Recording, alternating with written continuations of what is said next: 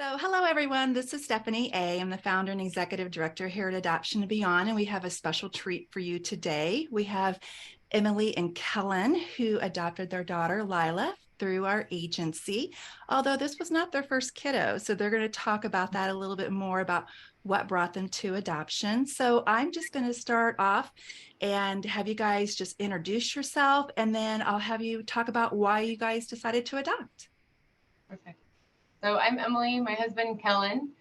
We had 3 biological children, but only after some miscarriages and pregnancy loss. And so early in our marriage, we thought that maybe adoption might be the way that we grew our family. And quite honestly, we were okay with that.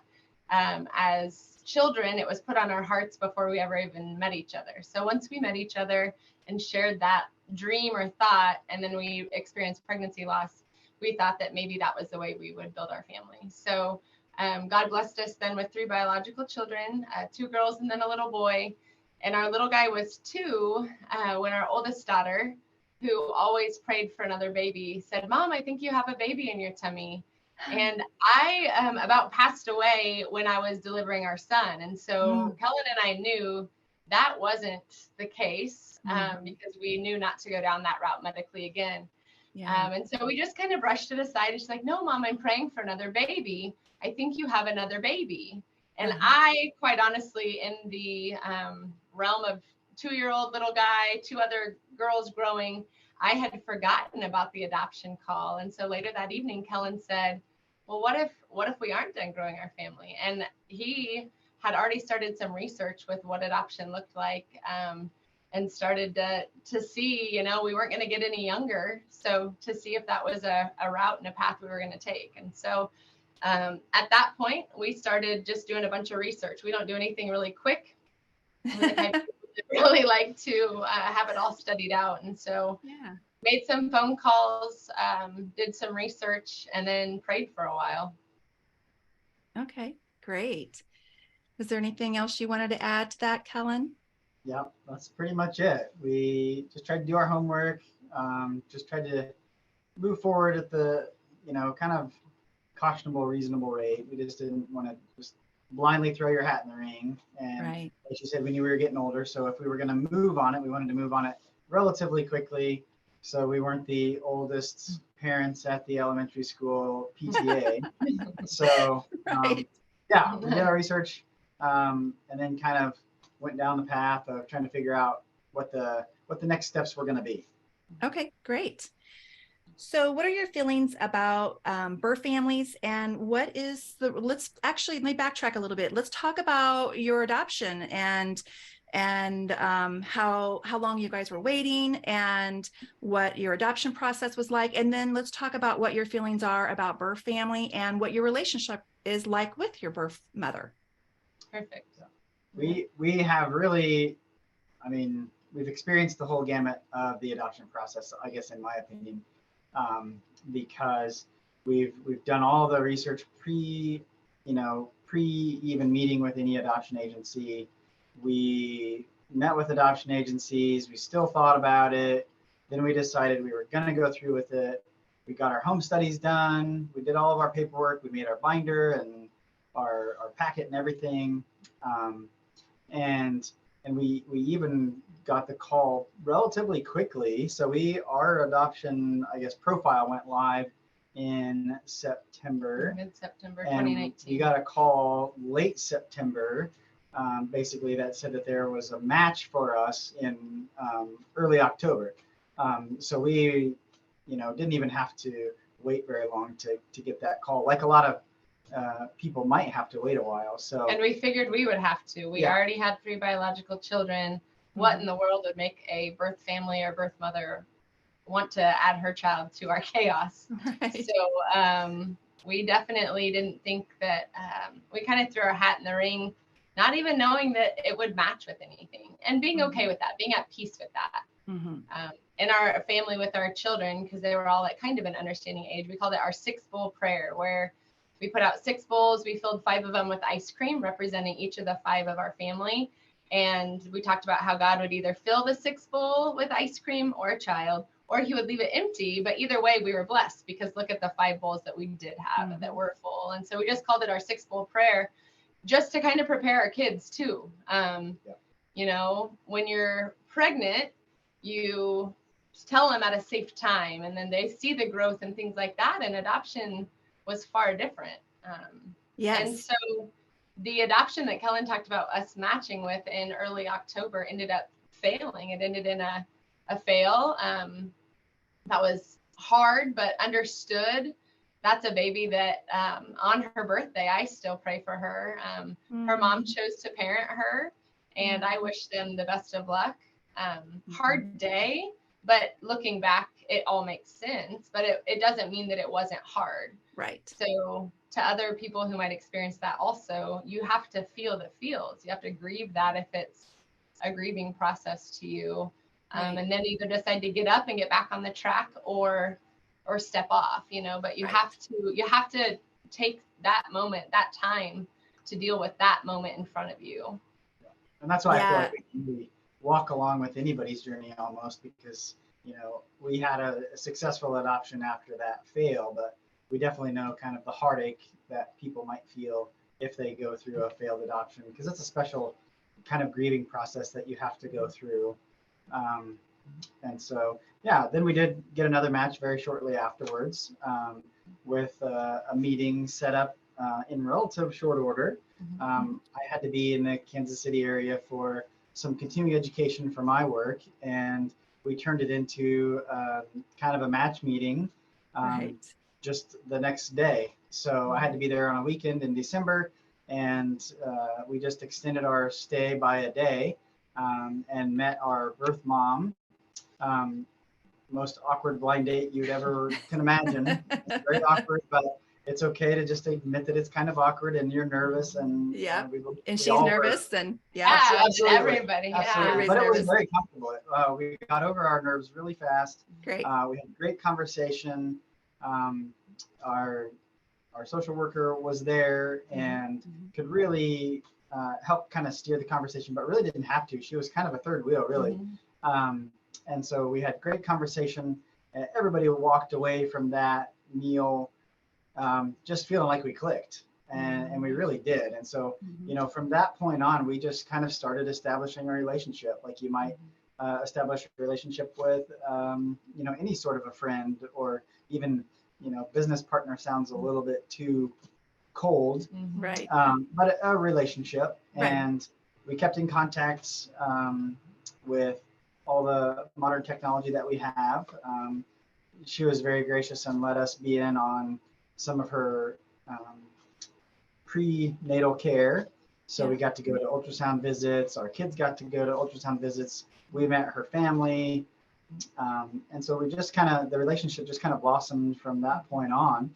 And still to this day, we still have that good relationship. So we have contact with our birth mom and her sisters, mom and dad, and some of her extended family as well. And so, yeah, our feelings towards the birth family is, you know, right along those lines. You know, it's just another relationship. So we know it's what's best for our daughter, Lila. And so we want to keep that relationship special because it's for the best interest of Lila. Which I will say, Stephanie, if I can add on to that, when we walked into Adoption Beyond, one of the things that made us pump our brakes and really just contemplate the process was we didn't have the research that was presented once we visited with you about how important the open adoption was. So in our generation, that wasn't really what adoption looked like.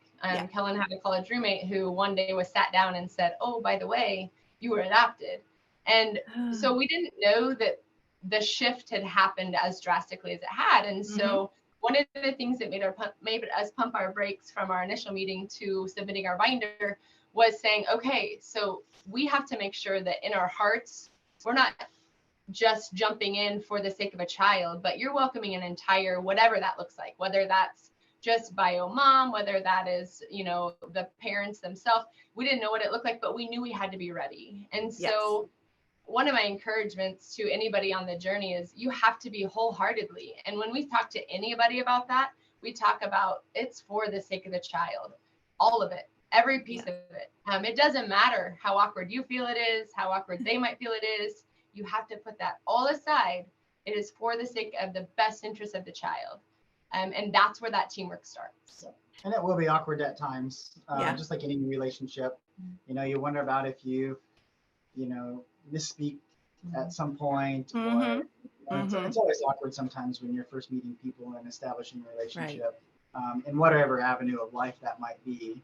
Right. But you know, if everybody's coming together for the good of the child, you can really work through any of those little awkward, tendencies pretty quickly. And you guys have a beautiful relationship with Lila's birth mother. And can you imagine it any other way?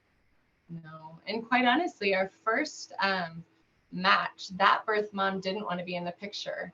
And I remember at the time thinking, oh, okay. But now when I think of that, I think, what a, not tragedy, but what a sad hole that would leave. Yes. Lila's 2, and she knows her bio sisters by name. She knows her grandparents by name. She knows her birth mom by name. We pray for them. We talk to them. I was in Kansas City last week at a trampoline park with them. Just the share of pictures, the share of memories. We may live different paths, different lives, but when we come together for the sake of the child, it's really a beautiful thing. It's hard to actually even put real words to. Yeah, it is her heritage. So like we have her biological family pictures on her wall, just like we would have any pictures of her, cousins from our brothers and sisters. And so, we just go down the line and, she knows everybody. So yeah, that's fantastic that you've included the whole entire family. Yep. Yeah. So, because it's extended family is what it really comes out to be. It absolutely is. Yeah. Yep. So, I will say, where I said, who would pick our profile with 3 kids already in the picture? That's actually what led Lila's birth mom to our picture, because she has biological siblings and she would have had 3 of them should her mom have kept her. When she placed her in adoption, that was important to her that she would have siblings and 3. And so the thing that we thought would be the hindrance was actually the draw. So, I know when people put their profiles out there, there's probably those discouraging factors of nobody would even give a second look because XYZ. Well, we have a big God, we serve a big God, and we can't always see all the picture, but he can. And so you just have to put it in faith. It's really easy to let any little negative thought kind of creep in there. Maybe you don't feel like you look like the picture perfect family or whatever, but that might be just exactly what draws somebody else to you. So it's definitely worth it. That's exactly true. Because we have, families tell me all the time, what is a mom looking for? And I'm like, you don't know. You just do not know. I've been doing this a long time. You have to put your cards out there and you have to be authentic, because if you aren't authentic in the process, that will get revealed.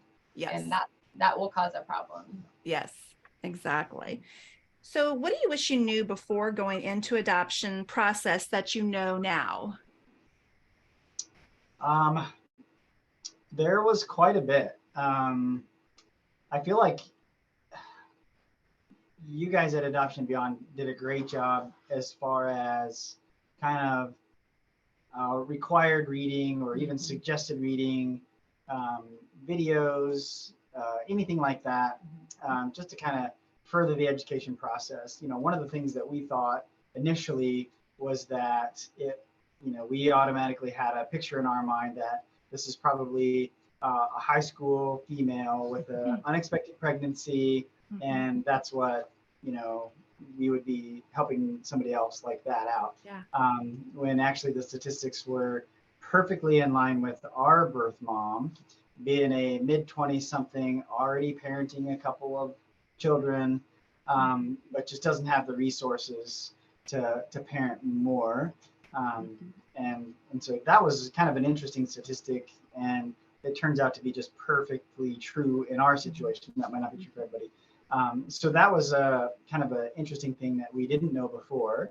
That is, kind of hit home a lot for us, and really just the whole process. It's amazing to talk about with people now that we pretty openly share our message with whoever has a willing ear. But there is tons of adoption stories out there, and there's always some kind of common threads that's interesting to connect with people on. But really, the education that you guys had provided for us was very paramount in kind of jumping off, and especially being able to come there and sit down and listen to a birth mom's experience. That was super powerful as well, just to know kind of how that perspective really, you hear that side of the story.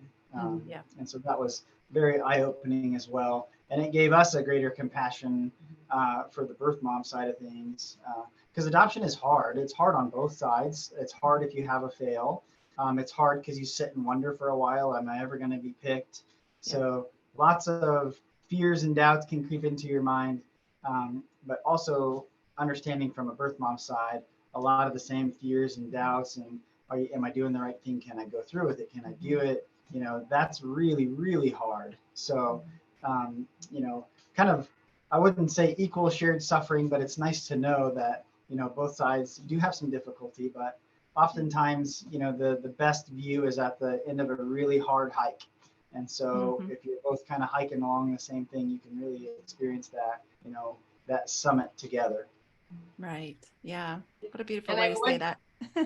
I would credit Adoption Beyond, like he was saying, with the foundation that you provided. You're not able to provide the full education because most of the education after the foundation comes through the process. You can't prepare everyone for the process. You can't, because you don't know what that journey is going to be. Right. Yeah. But there's a lot of nuances. The foundation you all provided was just spot on to everything. Good. There's two pieces that I reflect back on quite a bit that I absorbed at the moment, but then I've lived it, so it's made it more powerful. So maybe it's not something I wish I would have known because I did know, but I didn't get the maybe the amount that it would impact me. So sitting at the class at Adoption Beyond, and we are a COVID adoption family, so that we were pre-COVID for education, during COVID for placement, post-COVID for finalization. So lots of life happened. But I will never forget hearing that adoption was like a amusement park.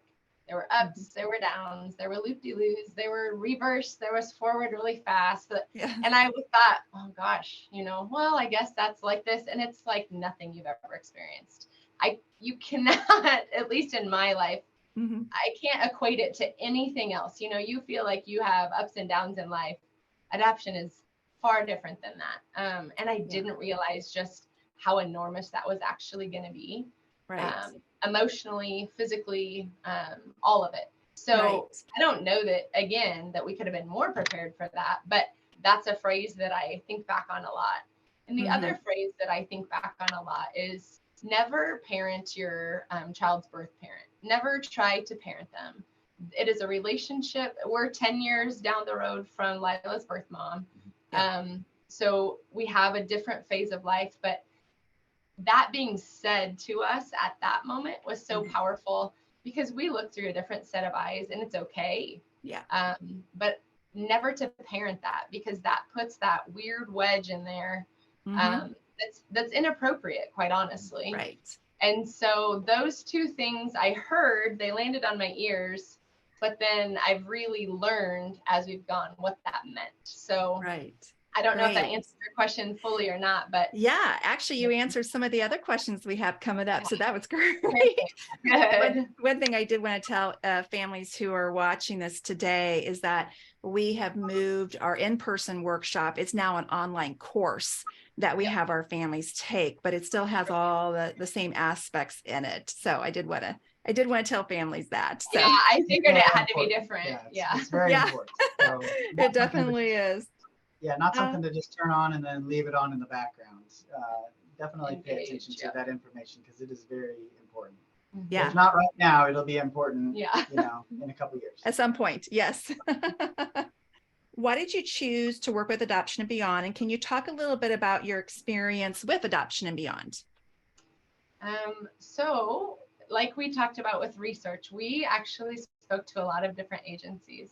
One agency pretty much laughed us out of the room, honestly. Why are you doing this? You have biological children. You're stealing babies from other families. Wow. Very harsh, but I'm going to be honest that I'm Mhm. thankful for that harshness, because it made us sit back and evaluate. Like, we're both competitive people. So we're both college athletes. So are we competing, or is this something we really like feel placed on our hearts? And so Right. it was okay to hear that harshness, because it did make us just double take. We talked with some other agencies who maybe their view of what adoption and our view of adoption, it just didn't click. And so Adoption and Beyond, from the moment we walked in, which I know that might be different now as well, but from the moment we walked in to the moment we decided to sign on with Adoption and Beyond, we knew it was the right thing. The very honest approach, the non-pushy approach, the approach of just the empathy and the compassion from one side of the adoption equation to the other. We just really liked that.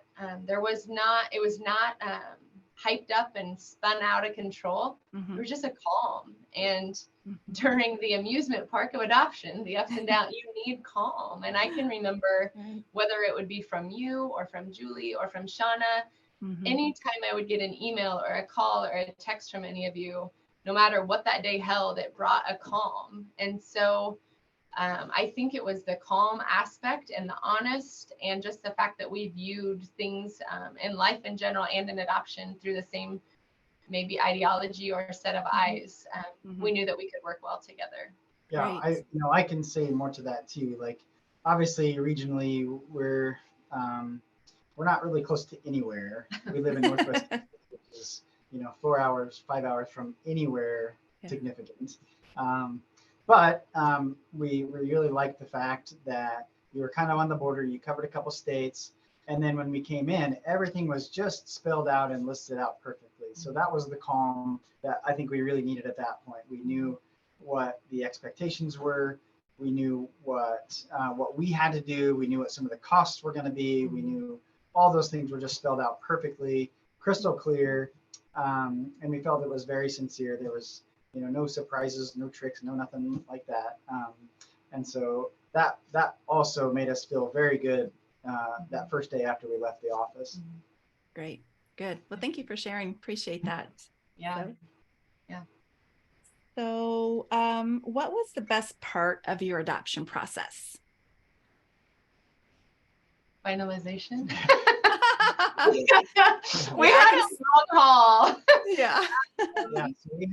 So we went through the process. We had a failed adoption. We had a match. Then we had to wait for the birthday. Then there's COVID. Then there was COVID. So that threw a whole monkey wrench into an already kind of tumultuous situation. So it was early COVID too. Yeah, it was early COVID, and when Kansas City was a hot spot. Yeah, Kansas City was the worst place to be, whether you were in Missouri or Kansas, right? Don't go to Kansas City because you're going to get COVID. Even though at that time we probably had like maybe 500 cases, which is laughable now. Yeah.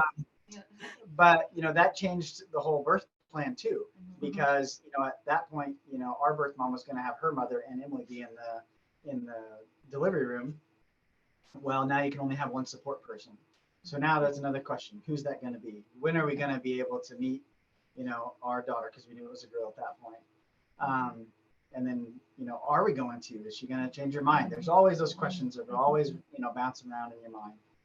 But we had worked through our relationship. Emily got to be the support person in the delivery room. And then we had to stay in the state of Missouri until we can get some of our paperwork finalized in order to go back home. Our kids are doing online school because all the schools are shut down. Just a crazy time. And then we go back home finally. We think things are going to settle down. And then we hear that we're going to have a contested adoption on top of all of that. So that drug out our process a little bit longer. So that was definitely not everything, not what we would expect. It didn't go by the book, if there is a book. Right. So really, the finalization was a huge sigh of relief. It was a year-long process.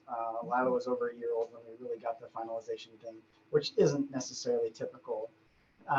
So I don't want to scare anybody away, but you just have to be prepared for everything. So I think it's good to know. So we were able to have a huge sigh of relief. So finalization really probably was the most exciting part. We had a big party. We celebrated definitely. Yes. I will say though that without COVID, I wouldn't have been gifted one-on-one time just parenting our daughter as two moms, a birth mom and an adoptive mom, who just thought this beautiful miracle was the best thing on earth. And that wouldn't have been an experience we would have had, because our original birth plan was her mom was going to be there. Kellen was going to be at the hospital, but down the hall, we were going to have room in our own room.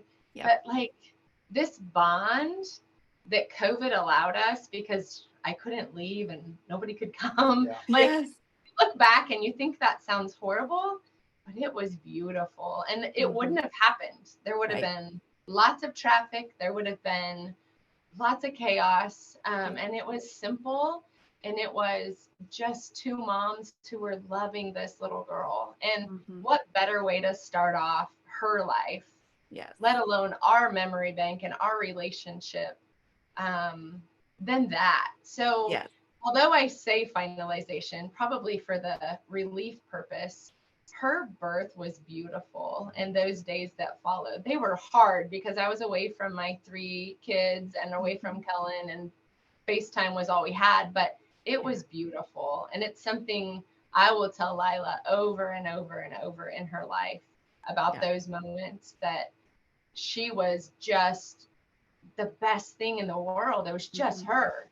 And we both loved her so much, and we took turns feeding her, and we took turns clothing her, and I let her birth mom dress her to leave the hospital. And it was that. And you know, the first time Kellen met Lila was in the waiting room when we were leaving the hospital. That was he came to get me and Lila, and Lila's birth mom got out her phone to take pictures of that meeting because I was in that handoff. And she's like, oh, wait.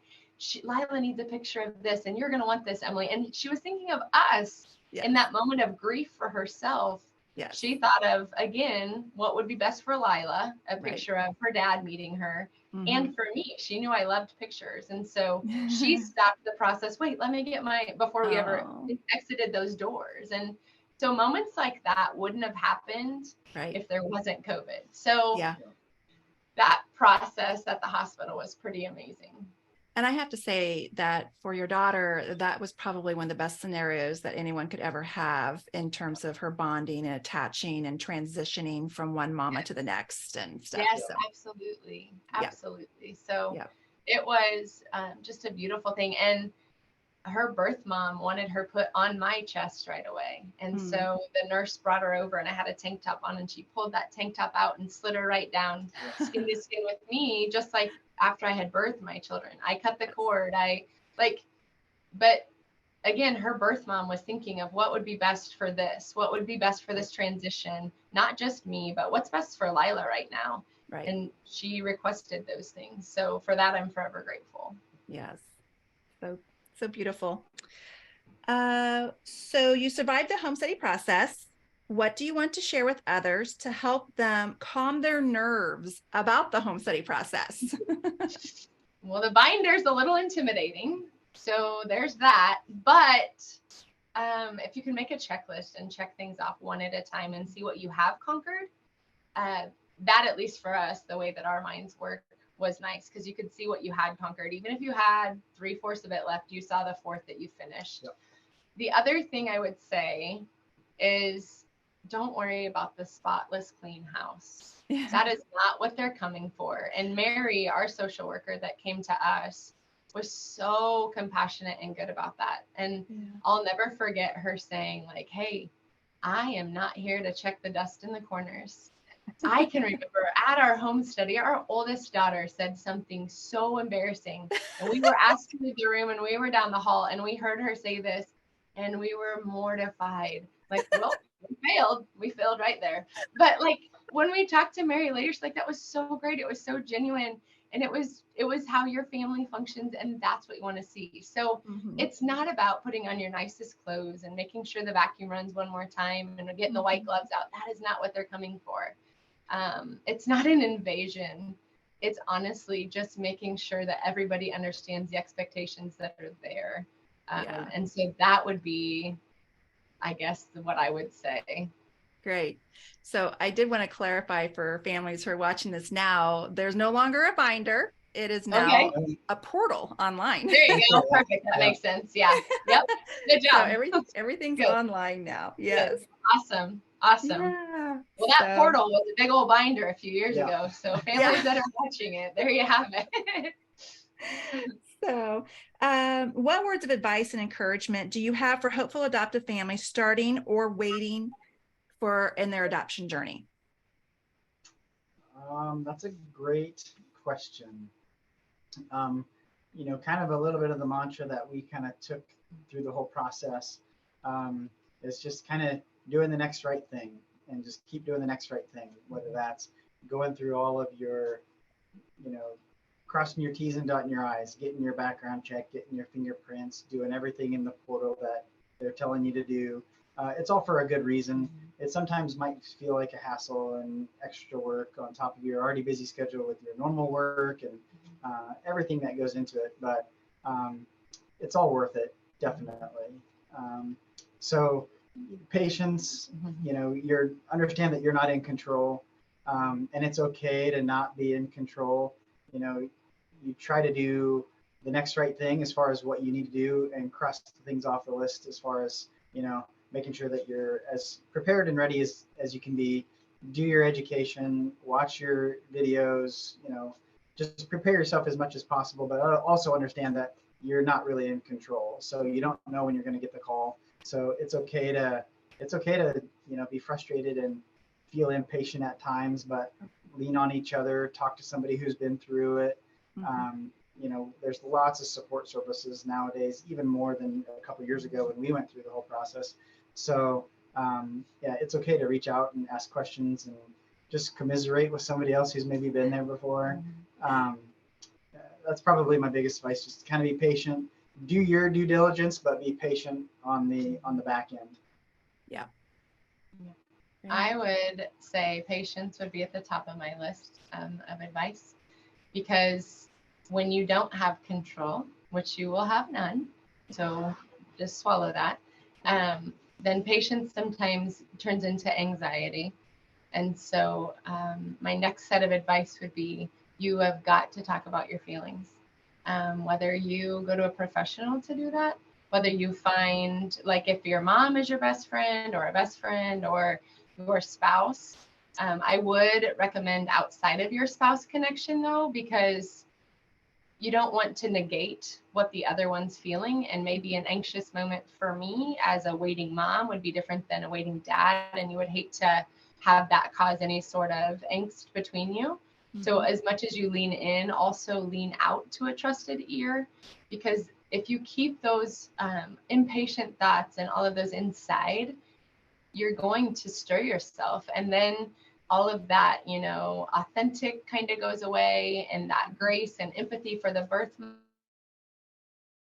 mom, you know, maybe get watered down. Whereas you're the best version of yourself walking into that, you can look through a different set of eyes, you know, looking with empathy and compassion for the woman who's carried this child and the grief that she's going to have to do. And so patience, but lean in, but also lean out. Make sure you talk about all those feelings, because there's a lot involved. And so that's something that I would definitely encourage people in the waiting or the starting off their journey, or perhaps they're failed and waiting for another whatever process. I think that those pieces of advice can ring true in that stage. Great. That's fantastic. Thank you, guys.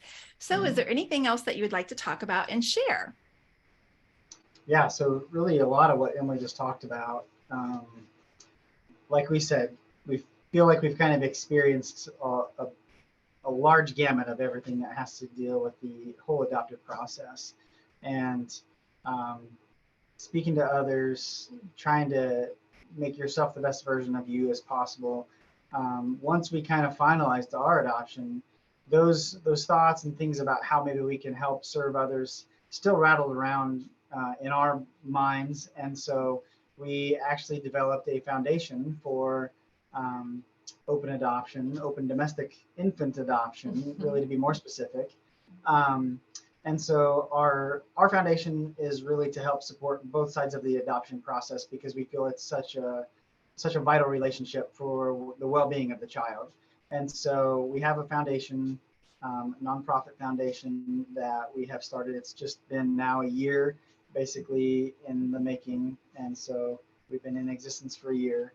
And we help to support offset costs that adoptive parents might have going through the process, in addition to some mental health coverage costs for the birth mom after making, an incredibly brave decision.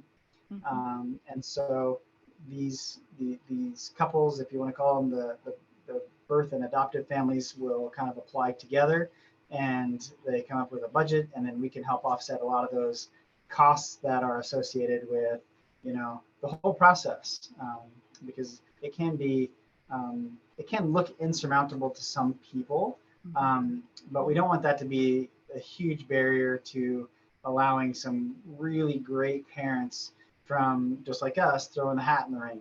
You may not know that you're going to be the perfect match for somebody, but you might be. So if we can help to kind of offset the expense of it with our foundation, hopefully we can get a few more adoptive families to volunteer and kind of show up and be the perfect match for somebody who's looking for that.